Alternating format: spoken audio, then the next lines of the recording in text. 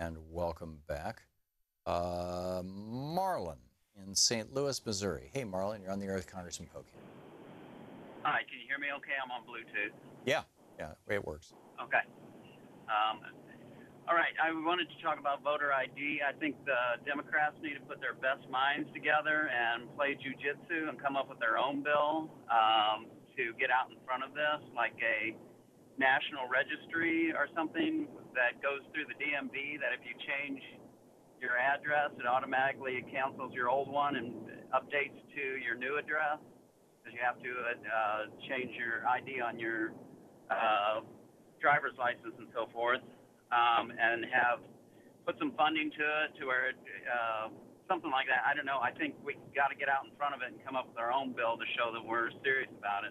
How about even at the moment of birth, when a birth certificate is filed, that is the first entry into, what 18 years later will become your voting records, your voting registration. Yeah, but we're going to be screwed for years waiting for that to catch up. That's true. Congressman, your thoughts? Yeah, Marlon, I think what we've got to do is make it easier for people to vote, period. And there are some ways that we can make it easier, whether it be with the DMV records or other things. A national ID might have a few other complications, but there's ways that we can make sure that people are instantly within the system. And one of the things that's come up a lot on this show is the interstate cross-check problems. And we now, from what I've told, I've been here less than 24 hours for the week, but that we have a draft of our bill to look at to address some of that. So it makes sure that if someone is going to be purged, that we've got actual standards and qualifications, so that, quite honestly, you've got to make sure people get transferred over and you won't have the abuse that happened in so many states. So, and there are a bunch of other bills that Democrats have put forth around photo IDs and voting standards, not just in certain states, but national standards. So we're working on those things. The reality, though, is this is a Congress that's run by the Republicans, so we've got to build the people's support for these things again. So if people are calling their members of Congress when they have exact bill, they can say, why aren't you supporting whatever the bill number is, and we can build that momentum from the grassroots. Jim, watching Free Speech TV in Sacramento. We have a minute to the break. A quick question for the Congressman? Yeah, are you talking to me? Yes, sir, Jim. Okay, great. Congressman Pocan, on the health care issue, they want to eliminate that tax on the billionaires, which we now estimate to be about $100 billion a year in benefits that go into the health care plan. However, what I'm suggesting is that maybe you should work it out as a head tax, and it only comes out to about $25 per person. We have 350 million people here, so $25 a month for your health care, and then we can concede this issue on the billionaires and move from there. And by doing that, you'll eliminate your worst enemy, which is well-funded billionaires fighting the Democratic Party. And you would save all those people that have $100,000 prescription costs the $100,000. And we all... Okay. Jim, we're running out of time. Let's let Congressman... Oh, in fact, Congressman, very quick response? 15 seconds? When we get back from the break, how's that? Okay, all right, great. Congressman, you just had a call and you didn't, we ran out of time for you to answer it. Do you want to summarize the question and give us your answer? Yeah, the person was saying, essentially the billionaire and millionaire money, the $600 billion in the health care bill, about half of that roughly going to just the wealthiest. Couldn't we just say everyone gets a per capita amount and that would take care of the issue? I'd rather, let's take this conversation and maybe say, okay, if people don't like the current systems that are out there, let's look at a single payer or a Medicare for all system. Let's use it maybe to be more aspirational. We have more sponsors on the Medicare for all bill of John Conyers this session than ever before. Rick Nolan was telling me when he was elected back in '74 for his first stint in Congress, there were 6 people who supported that. Last I heard, there were 106 people on this bill. Let's move really forward, and I think there's some ways we can try to get that message out. Amen. Jessica in Maryville, Wisconsin, listening on 1510 AM. Jessica, you're on the air with Congressman Pocan. Hello, thank you, Tom and Mr. Pocan. Sorry. Fellow Cheesehead on the line, and with Walker throwing his name in for a third third term, and as divisive as Walker has been for this state with the recall and such, do you have a few suggestions of people we should keep an eye out for in the future? Because as much as I'd love to see a progressive liberal, somebody like yourself, on the ballot, I worry that we're, as a state, we're just not there yet. I don't know, thoughts? Yeah, Jessica, I'll tell you, I think there's going to be plenty of good candidates. We don't need to do this fast. We need to do this right. So, by fall, I'll start being a little more nervous if we don't have people looking at it. But here's the really great news. Scott Walker, after all the years being governor, after everything he's done, we have, the lowest entrepreneurship in the country, one of the worst job creation rates in the Midwest, the fourth worst roads in the country. Our schools are having up to a third turnover of their teachers in a single year because of the policies he's done around education.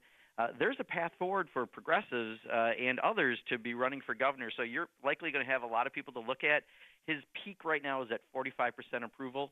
He's beatable, and a lot of governors around the country are in a very similar space as Scott Walker. If we get the energy that's out there right now all out in 2018, you could have a lot of Democratic governors throughout the country.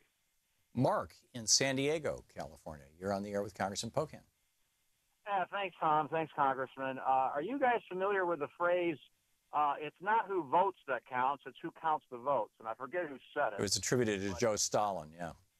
Yeah. I heard reports that this Georgia special election, they got to keep an eye on it because those voting machines are absolutely the worst in the country. They're easily hackable. I forget what program they're using, but according to the latest polls, that race is within a couple points. And that wouldn't surprise me if that vote was hacked and the Republican wins, because when it's within that 2 or 3 point range, that's when they start to go to work flipping a few votes. Why can't we just have a uniform vote counting throughout the country? It varies from state to state, and it depends on the Secretary of State, which is usually more often than not in the hands of the Republicans. Why are we the only country that doesn't have a uniform voting system? Yeah, France just did it on paper. Congressman? Yeah, so I couldn't tell you country by country. I just don't know that answer. But here's what I can tell you, Mark, is Keith Ellison, myself, and Hank Johnson, Hank's from Georgia, Keith's from Minnesota, have introduced a bill called the SAFE Act. And what it does is a number of things. It puts our election infrastructure under the critical infrastructure definition, like our utility companies and financial institutions, to provide more protections. We keep the agency that the Republicans want to get rid of earlier this year that checks for the patches for the voting machines. We say that all machines have to have a paper ballot, so you've got accountability. And we have random auditing of elections, so you can make sure that there's a giant disincentive for anyone to try to manipulate the elections. Let's face it, there's only a few private companies that are doing this right now in the country, and if we take away the protections that currently exist, which is what the Republicans are going to do, you could have potential for hacking, and we're trying to take it and crank it up a notch or two so that our elections are something that everyone has confidence in, or else people won't vote. And again, I think some people are okay with that. I don't understand why we have private corporations between us and our vote. Why not have the government actually buy the computers, the hardware, and have open source software? And, well, what they did in France was basically they used little computers. You choose who you want. It prints out a piece of paper. It says Le Pen in big letters on it. You can see it. Fold it in half, drop it in the box, and then they're manually counted by people. They could be counted by scanners, I assume. But we saw all the footage of them. But it was simple stuff, and it didn't require Diebold in these companies. Trust me, Tom, you're not finding a lot of disagreement from me, especially something as critical as the elections that we have, and the fact that some of these people who own the companies have made highly partisan statements. Yes. This is, but for like now, Wally what Odell. I think is probably more likely is we can try to at least provide protections in the current infrastructure we have. And the Republicans are trying to do just the opposite. They're trying to take away that committee that approves that patch. So now the patch could potentially go directly from the company to the machines with no one checking what's happening in between. Oh, my. Ken in Orlando, Florida, listening on Sirius XM. You're on the air with Congressman Pocan. Hi, gentlemen. Good afternoon. I had a simple statement about town halls, and thinking that it might be an opportunity for the Democrats to introduce, when the congressmen go there, if they would introduce a potential running Democrat to the people and help pave the road for turning that district. I'm sorry, I don't know if I. So I think what he's suggesting is instead of, for example, you going to, the Republican district next door to yours where the Republican is such a coward he won't show up, and you doing the town hall, rather the Democrat who's probably going to run against that person should do the town hall, or maybe collaboratively do it with you. So, Ken, one of the things that we're finding with all the activism is there are literally already hundreds of candidates for, like, I think the top 70 districts. There's not a single candidate in many of these districts. You're going to have primaries, which is a good thing. But it'd be hard to have that. They can still attend and participate, but it would be hard to start picking the winners and losers of primaries. So I think a member at least can get press. So if a member comes into another district, at least the local press will cover it, and then we'll get the information about what those Republicans really are doing. Yeah, that makes perfect sense. Tom, in Bronx, New York, you're on the air with Congressman Pocan. Good afternoon.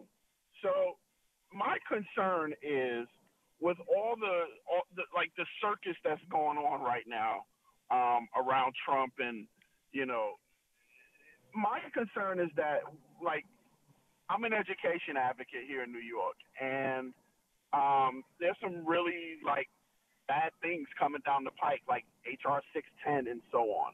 And Tom, I just got a 1-minute cue at the end of the hour. Yeah. My question is, what are we doing, or Congressman, if you could speak to, what are we doing about sort of keeping our eye on these issues so they don't just happen in the background? Yeah, I mean, you're right. With all this, it doesn't happen daily, right? It happens sometimes every few hours, something new that seems to catch everyone's attention. The good news is a lot of us serve on committees. A lot of groups out in the communities are working on certain issues. So people are keeping focused on the problems that are being thrown at us without just everyone jumping. The media has a tendency to jump to the current, most recent issue. But at least we have good, strong organizations that hopefully we're all supporting and elected officials who are focusing in certain areas that are keeping track of it. And we can still make sure that we're on top of public education. So, we introduced a public education caucus to keep on top of it. I think I'm seeing it happen, Tom. So, don't worry about just the newest press account. Great. Congressman Pocan, thanks so much for being with us today and for the great work you're doing in Congress and with the Congressional Progressive Caucus. Thank you so much.